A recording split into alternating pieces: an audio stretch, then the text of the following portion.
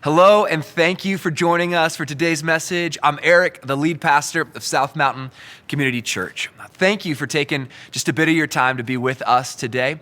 We exist for one reason, and that's to help as many people as possible take their next step towards becoming fully devoted and fully delighted followers of Jesus Christ. And I know that for so many people, church and even religion can be messy and oh so complicated, but it doesn't have to be that way.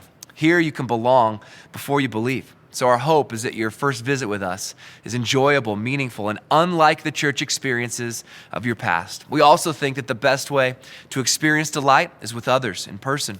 So SMCC is about more than just a Sunday sermon. We have 5 locations for you to choose from where you can connect with people in authentic community.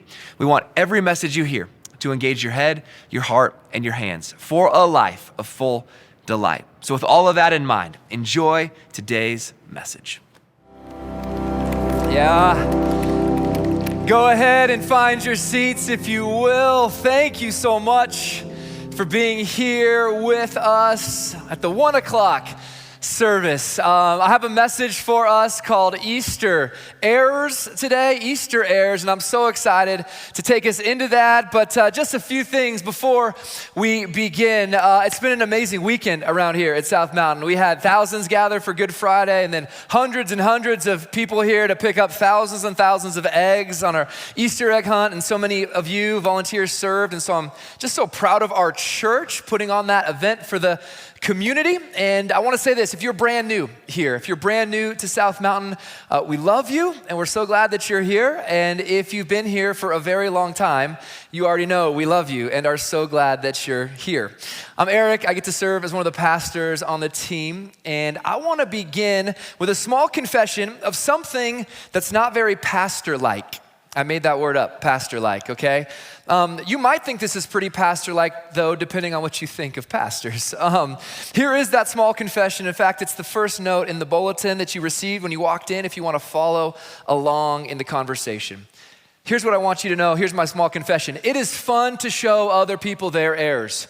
It is fun to show other people their errors.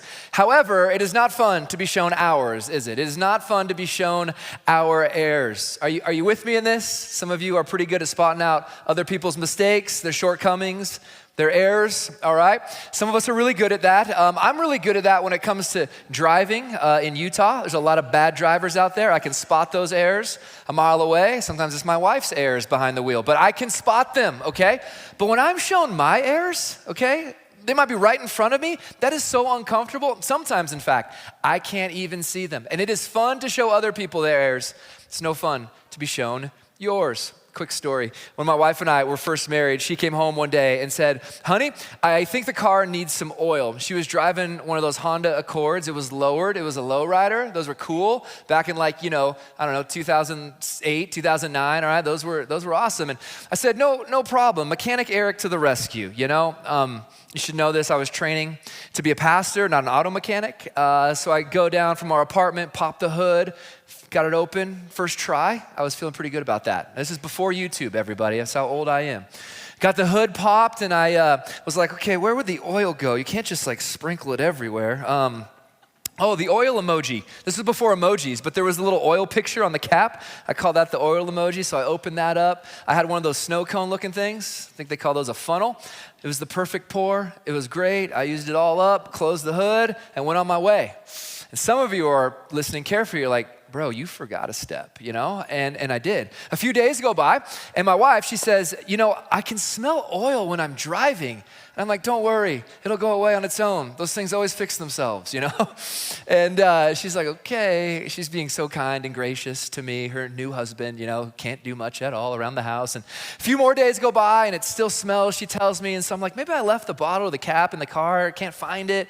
A few more days go by, and she's like, when I hit bumps, I really start to smell it, And I'm like, okay, Mechanic Eric can fix this. And I go down, I pop the hood, and I instantly see the problem.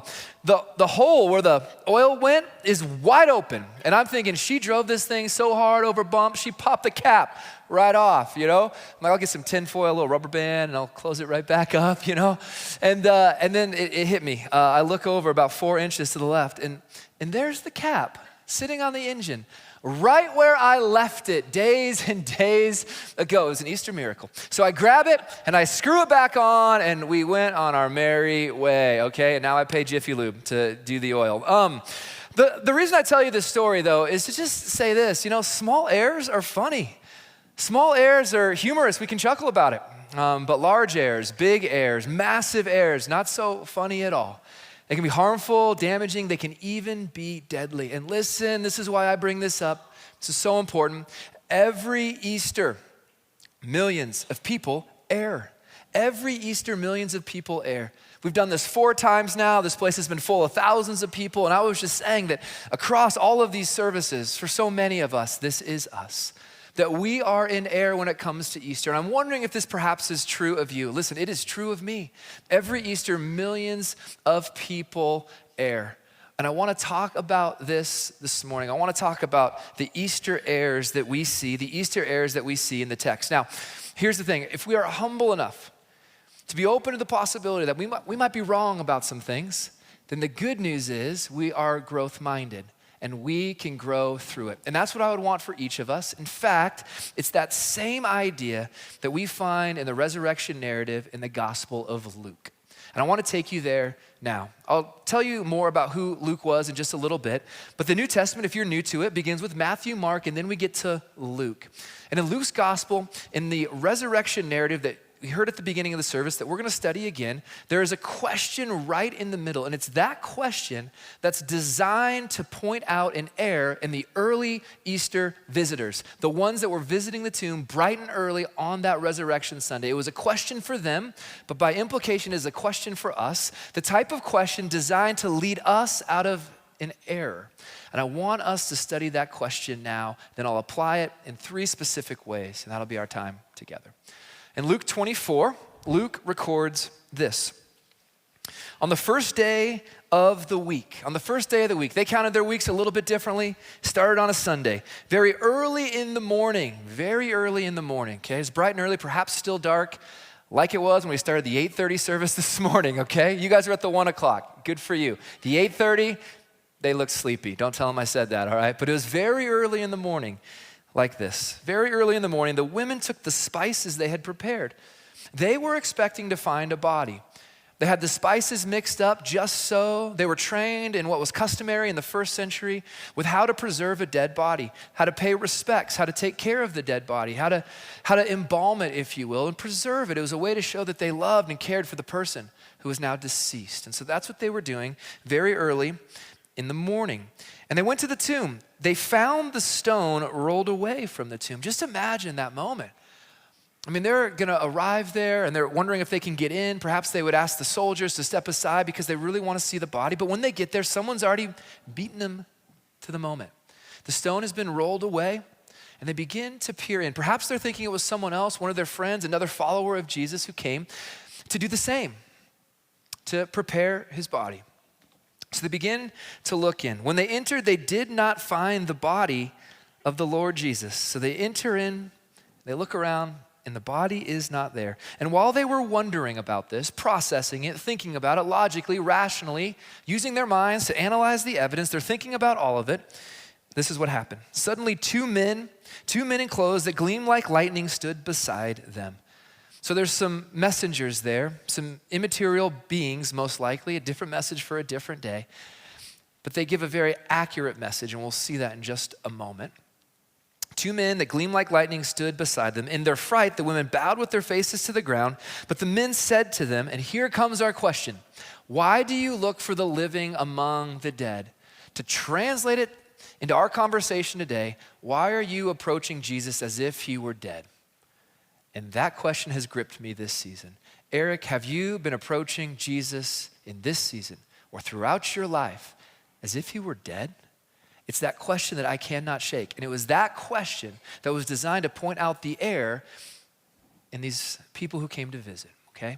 And the women who arrived there early in the morning. That was the question. And here's what they say. Here's their answer. He is not here. He is risen. Remember how he told you while he was still with you in Galilee? And these messengers go back to something that Jesus said. They have this passage memorized. They knew their Bible. Well, it wasn't packaged as a Bible, but you get it. They knew Jesus' teaching. They knew what he had said. And here's what he said. The Son of Man must be delivered. I circled that must in my Bible. It's a 4-letter word. It is incredibly important, and I'll explain why in a little bit. He must be delivered over to the hands of sinners, be crucified, and on the third day be raised again. Then they remembered his words. The dots are connected for them. They're able to think through it. And here's what happens next. When they came back from the tomb, they told all these things to the 11 and to all the others. It was Mary Magdalene, Joanna, Mary the mother of James, and the others with them who told this to the apostles. But they did not believe the women because their words seemed to them like nonsense. Luke is including thinking words in his gospel.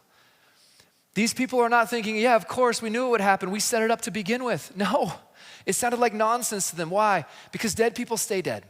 And it sounded like nonsense. They're thinking, no way, this is not true. This kind of thing does not happen, which lets us know these first century thinkers are smart. They have IQs that would match ours, okay? They're educated. They know that dead bodies don't just rise to life. They stay dead. And so this is what we see. The passage continues. Peter, however, got up and he ran to the tomb. Peter begins to book it. He begins to sprint. He has to see it for himself.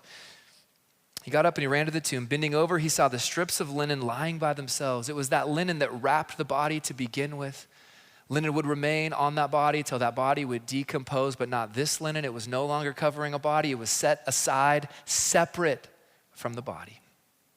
A huge piece of evidence for Peter that something has happened, okay? And he went away wondering. He went away processing to himself what had happened. So this question, why do you look for the living among the dead? Have you been approaching Jesus as if he were dead? It is the question that is designed to draw these women out of their error, out of their mistake. Perhaps they had missed it, or perhaps they had just forgotten about what Jesus had said. And so these messengers, these immaterial beings, angel is the Greek word for that type of messenger, they are reminding the women of what Jesus had said. They're going back and quoting what he had said because it's the quote that sets up all the evidence that was building to Resurrection Sunday. And what they're quoting is Matthew 17. In Matthew 17, we'll pull it up here on the screen. We see this. This is before his arrest, before his crucifixion, before today, Resurrection Sunday. When they came together in Galilee, he, Jesus, said to them, the Son of Man, that's his way of referring to himself, built on this Old Testament title, different message for a different day. The Son of Man is going to be delivered into the hands of men. He'll be arrested. They will kill him. He will be crucified. And on the third day, he will be raised to life, resurrection. And the disciples were filled with so much Easter excitement.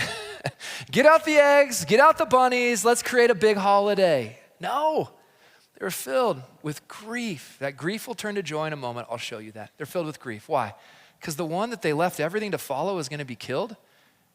Maybe they'll be killed next. They are filled with grief. And yet this passage is so important, and passages like these, because Jesus knew exactly what he was doing, exactly what he came to do. He's calling his shot. He's executing it perfectly. He's implementing this to perfection, what had to be done. It tells us something about who he is.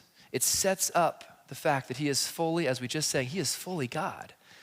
Now, this is evidence before the resurrection, but now let's go to evidence after the resurrection. Matthew is committed to evidence, Luke is committed to evidence, and John is committed to evidence as well.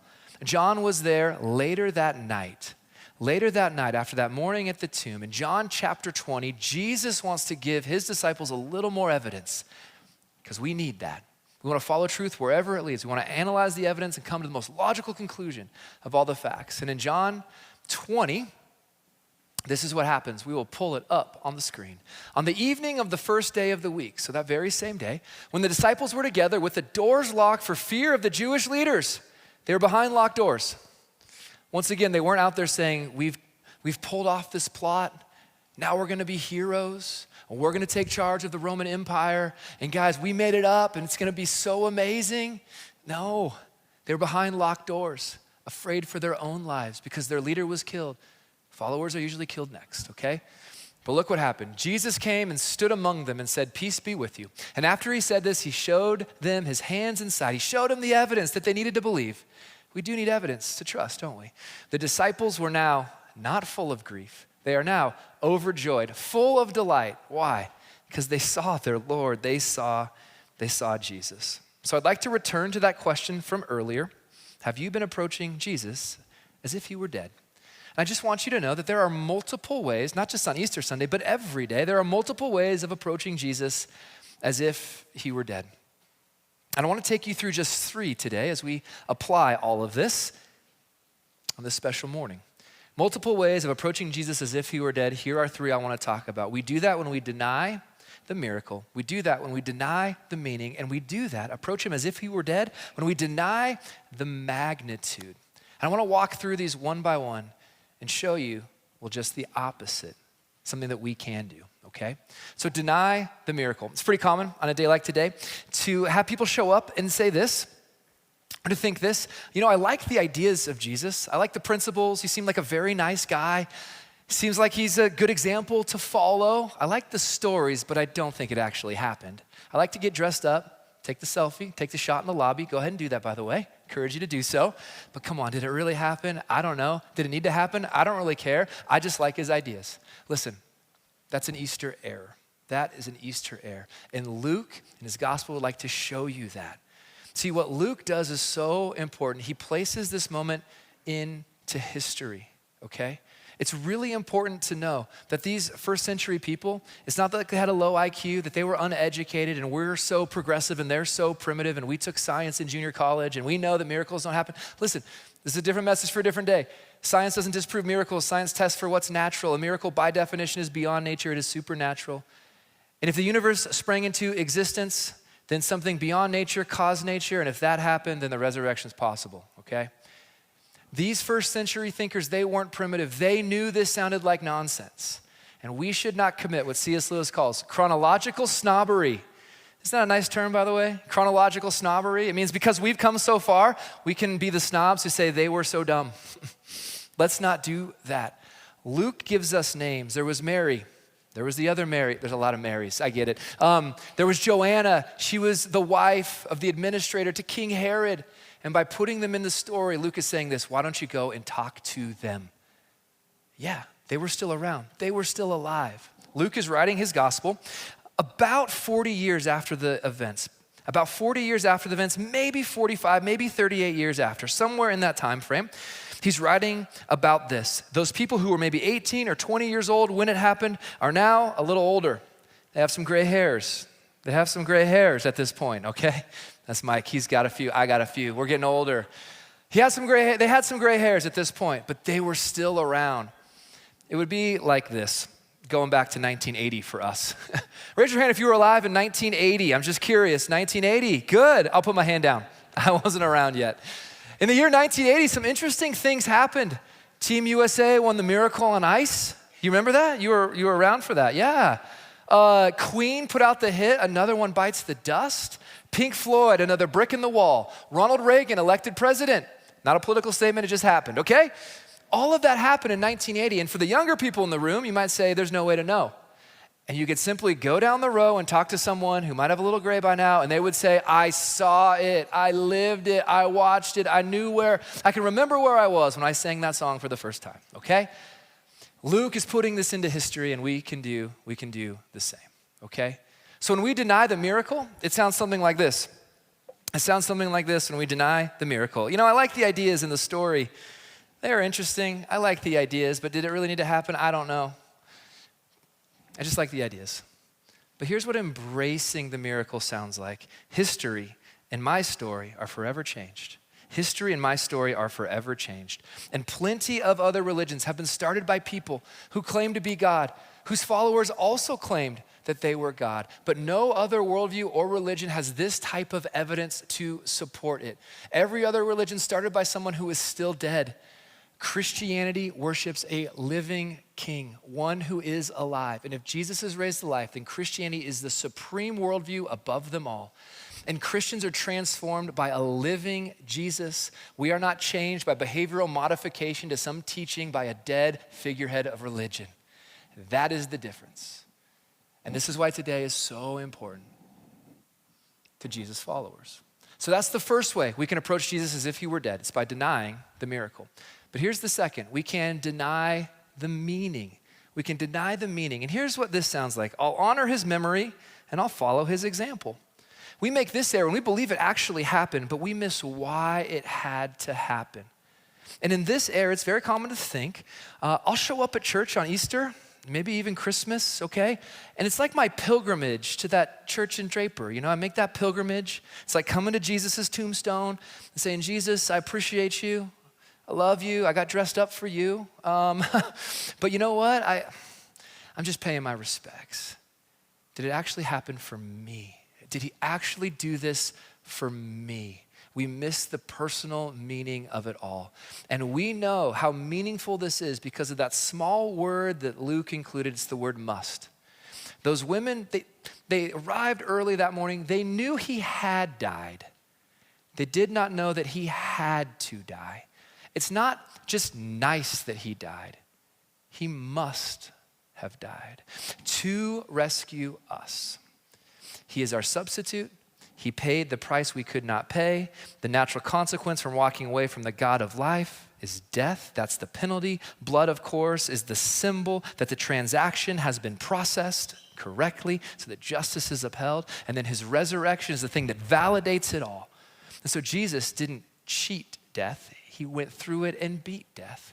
And he has the keys to death in his hands. He dismantled it from the inside out, having gone through it and walked out and said, I still have the keys. Would you trust me? And then death is no longer our greatest enemy. It's been vanquished. And here's what that sounds like. So if we're going to embrace the meaning personally, it sounds like this. My sin required Christ's death, and my enemy death was vanquished by his life. My sin required his death, and my enemy has been vanquished by his life. Now, when it comes to this idea of Easter, we use the word life all the time. We're about to sing about that in a little bit, the word life, And I talk to people all the time who said, I did this thing and it made me feel so alive. And then I ask them, what does it feel like to feel so alive? And they're like, it just feels like being alive. And I'm like, that's not an answer. Someone snorkels with the dolphins, I feel so alive. Jumps out of an airplane, I feel so alive. And I want to pinpoint what that feels like. What is that reality? As best I can tell, it's 5 things. Life, being alive, is this experience of transcendence, that we're connected to something bigger than us. It's the experience of transformation, that we can be changed, we can be new, we can be better, we can grow, we can be different. Relationship, we're fully known, fully loved, just as we are. Purpose, my life is connected to something bigger than me. I exist for something else. And freedom, I'm not enslaved to something I don't want to be enslaved to. When those 5 things are present, you guys, that's life. And Jesus offers us those 5 things abundantly. Wow. So we've talked about how we can approach Jesus as if he were dead. We do it when we deny the miracle. We do it when we deny the meaning. We know that it happened. We didn't know it had to happen. It must happen, that it was for us. And that brings us to the third way we can approach Jesus as if he were dead. And that's when we deny the magnitude. We deny the magnitude of it all. And let me explain what that sounds like. It sounds like this. I'm a Christian, but my life is stuck. Like, I can't point to any observable fruit from my union with Christ. It hasn't hit me. I feel stuck, and I just don't know why. And when we approach him this way, as if he were still dead, we just still remain the kings and queens of our lives, thinking we are the ones who can give ourselves life, those 5 things, and we can't. And we can't. I want to tell you a story about somebody who recently embraced the magnitude of Jesus. Every Tuesday night, I drive a group of kids home from youth group, and we load up the family 4Runner, and I drive all these kids home from youth group. It's so fun, and it's so loud. And usually when I'm driving kids home, Taylor Swift is cranked so loud, like I can't even hear myself think, like it is blaring, all right? And I know all her eras. I have my favorite, 1989, that's the best, all right? And but this day we get in the car, and before the music can start to play, a young gal, a 6th grader in that group named Millie, says to me, Eric, I have a question for you. I said, yeah, Millie, what's going on? She said, Eric, here's my question. And she's like in the way back, and I can barely hear her. She says, Eric, how do you know when you have a personal relationship with God? What a question, Millie. And the car is silent. I'm like, she is leading this whole group through this question. Whoa, what a question. Maybe you have that question. And I said, Millie, what do you mean by that question? And she said, I hear a lot of people talk about having a relationship with God, and it seems like they're always feeling him, and it seems like they're always hearing him, but I don't feel him, and I don't hear him, so I don't know if I have a relationship with him. said, oh, Millie, what a question. I said, when we hear the word relationship, we often think of warm fuzzies, the byproduct of maybe a romantic type of relationship. We think of those types of feelings and that type of closeness. I said, Millie, there's another way to think about the word relationship, and that's to remember that it includes the word relate.